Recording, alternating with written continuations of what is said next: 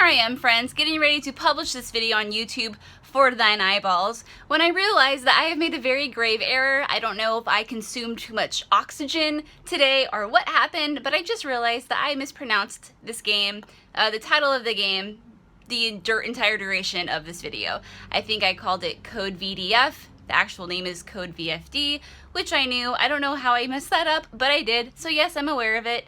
And, just turn it into a drinking game. Every time I mispronounce it, take a shot of whiskey or whatever and just have fun with it. Right. Okay, thanks. Hi friends, and welcome to my 7th Dragon the 3rd Code VDF preview. It's a hard one to roll off the tongue. I would be lying if I said I got that on one shot. I am about 25 hours into the game, which is making me think I'm about halfway through. So I still have a lot of content ahead of me, but this is titled a preview, so that's what I have for you. That rhymed. And with most of my previews and reviews and whatevers, this will be as spoiler-free as possible. I will not be spoiling major plot points or anything, so never fear, for no spoilers will be here. Okay. And just like that, my relationship with Atlas has been terminated. To be completely honest, I had never heard of the 7th Dragon series before I started getting my press releases and all that. But the more I looked into it, the more interesting it looked and the more it piqued my interest. And so I happily accepted a review code. But because I had never heard of the game, I'm going to assume that there are some of you out there who still haven't heard of it. So let me just give you a brief history as I understand it. This will take like 5 seconds. Okay, so the 7th Dragon series debuted in 2009 in Japan on the DS. I believe that there were 2 sequels to that game, and now 7th Dragon Code VDF, 7th Dragon the 3rd Code VDF, or whatever, is the final sequel to the series, and Sega is trying to localize more IPs and whatnot, so we're getting this installment like officially. I think some of the other ones had fan translations done for them or whatnot. I had never played them. So what is 7th Dragon about?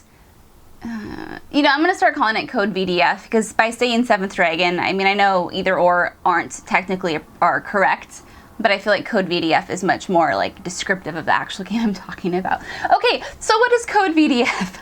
Well, friends, the year is 21, what am I doing with my hands? 2100, and dragons have invaded Earth and are killing the human race.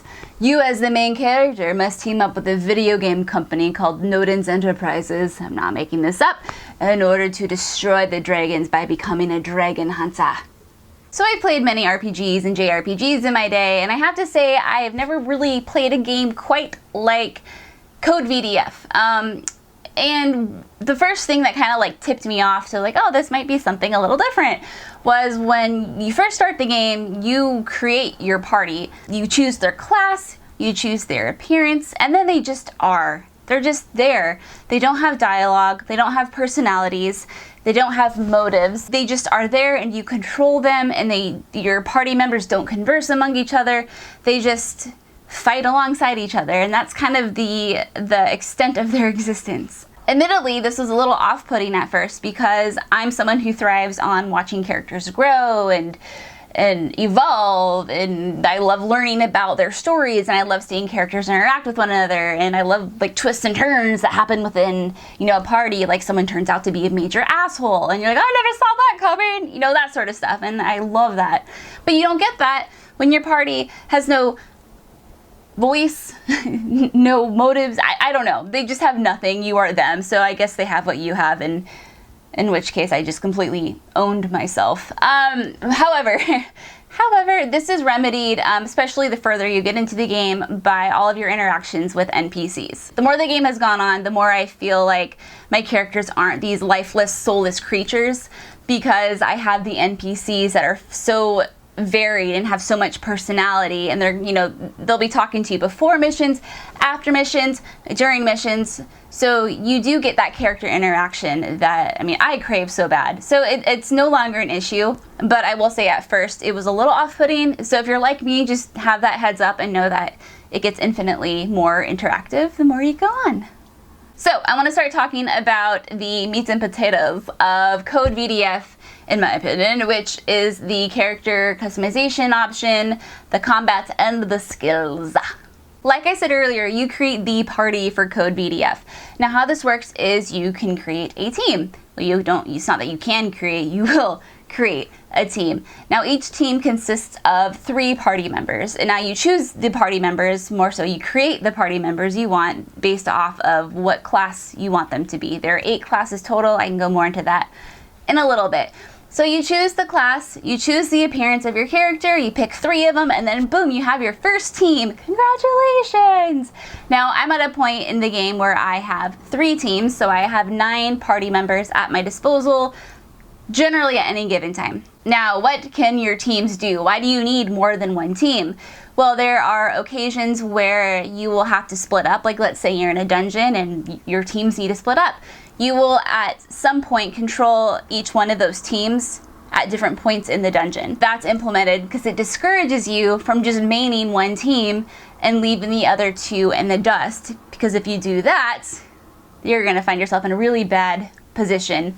But I will say that your other teams do level up when you fight, so it's not like you have to switch and rotate teams in and out in order to level them up. The other thing your teams can do is they can be summoned into battle and they can perform different tasks. I'll go into those a little bit later. Now, when you're creating your character and putting your teams together, there are 8 classes you can choose from. I can't remember all 8 off the top of my head, but I know there is, I think it's a Rune Knight, a Banisher, a Mage, there's a God Hand, a Samurai, an Agent. I'm missing 2 more. Anyway, those are the classes you get to choose from, plus the 2 that I am missing. And these classes, I don't know if you can tell from some of the names, are not cut and dry. It's not your typical melee, healer, and mage, which is really nice because it's really refreshing to play something new. With that, though, comes a pretty steep learning curve, especially for me. I don't know if the other 7th Dragon games played this way as well. I'm pretty sure they did, but as someone who had no idea what the hell they were doing, it kind of created a bit of a learning curve. For example, and I will use my own team here as an example and tell you about the learning curve. The first team I ever made consisted of a Samurai, a God Hand, and an Agent. Now the Samurai is pretty self-explanatory. They just kind of choppy chop chop with their swords and slice bitches, and it's wonderful. The God Hand, on the other hand, does things actually you'll find all the classes are pretty different for the most part, especially with the God Hand and the Agent. So the God Hand, they specialize in inflicting something called G on enemies, which stands for God Depth. And once you inflict enough G on an enemy, think of G as like a status ailment. You know, when someone's like confused or burning, there's a little like icon that hangs above their status bar. Well, G will hang above their status bar. And as you inflict more G damage, it'll go up like G1, G2, G3, so on and so forth. And once you've accrued enough G, you can exchange those for a really, really powerful attack. So for that reason, the God Hand, and they can heal. So the God Hand is one of my favorite classes. The Agent specializes in hacking enemies and making them turn against each other. And so how that works is that you can spend 1 turn with your Agent hacking your enemies. Sometimes it'll hit, sometimes it won't, like most status ailments. And then your next turn you can inflict a skill called use a skill called Mad Strife, which essentially confuses your enemies and makes them attack each other. One more example would be the class that is called the Duelist, and this class is actually really fun because they use cards to dictate what moves they can use that turn. So for example, you have like fodder, oh boy, fire, water, lightning. I think ice is the other one. I might be wrong. I don't use the Duelist that often. But what they do is at the start of every turn, they'll draw a random amount of cards, and depending on what hand you have, you can use those to summon monsters and traps and other things. So if you want to summon a fire monster, you have to have 2 fire cards in your hand. And if you don't, you can learn a skill, and I'll get into skills in a second, that helps you draw fire cards, or you can do a random draw, which your dude will draw more cards, and hopefully you'll get what you need. Anyway, it's really cool. I just hope I'm doing it justice. So when it comes to skills, Code VDF is just a little different than most RPGs that I've played, in the sense that in most RPGs, the more your characters level up, the more skills they learn, and those skills are only unlocked once you reach a certain level. Now in Code VDF, you earn SP, which I'm assuming stands for skill points, and you use the SP to unlock and upgrade skills in your skill menu, which is in your main navigation menu. The only downside with this system is that when you're first starting out, and like I said, there is a learning curve with this game, and FYI, all those like God Hand and the agent skills, and even the guy I was talking about with the playing cards, that's not really explained to you. I only found that stuff out through trial and error. So again, be aware of the learning curve, and that also applies to the skill point distribution in the whole system, because if you're like me, it's basically like you're in a skill factory with like tons of SP at your disposal. You know, like Kid in the Candy Store, but like SP store or skill store with tons of SP. I don't even know what the hell I'm trying to say.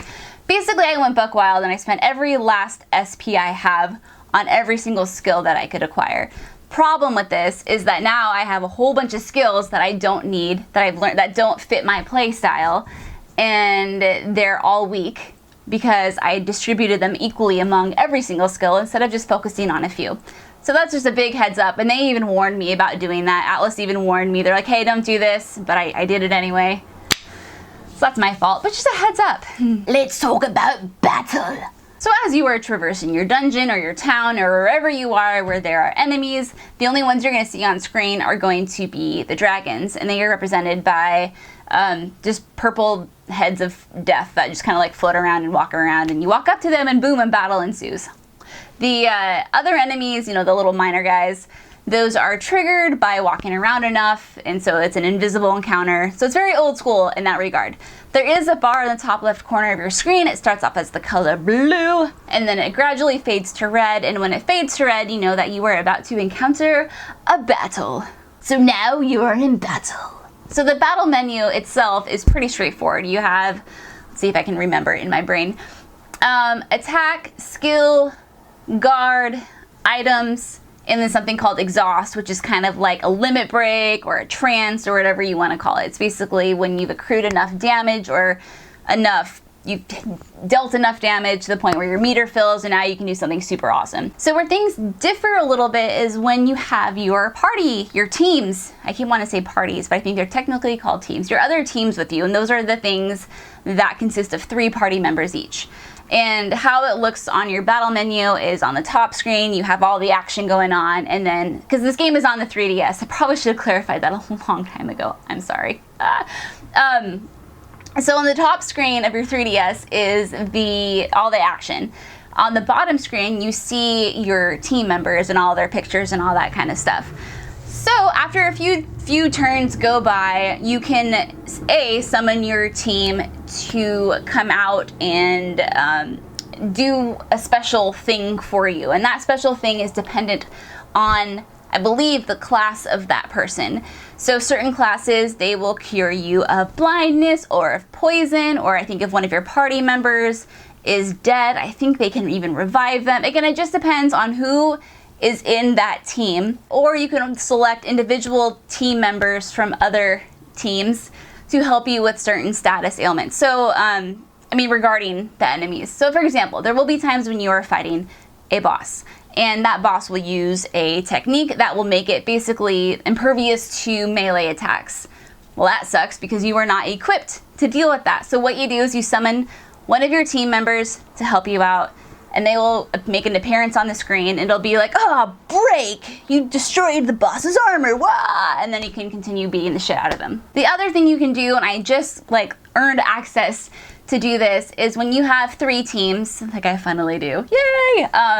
After several turns go by, and when I say after several turns, what I mean is each team member has a certain bar under their name on the bottom screen of the 3DS. And after each turn, those bars start to fill up. And once every team member has 2 filled bars, you can summon all 6 of them to come out and help you on the battlefield. And it is really cool because you get every character, you get to choose what they do, and it's like they're just fighting alongside you. So that's a really cool technique to use as well. Yeah, I think that's all I've done with my team so far. No orgies, sadly, no orgies.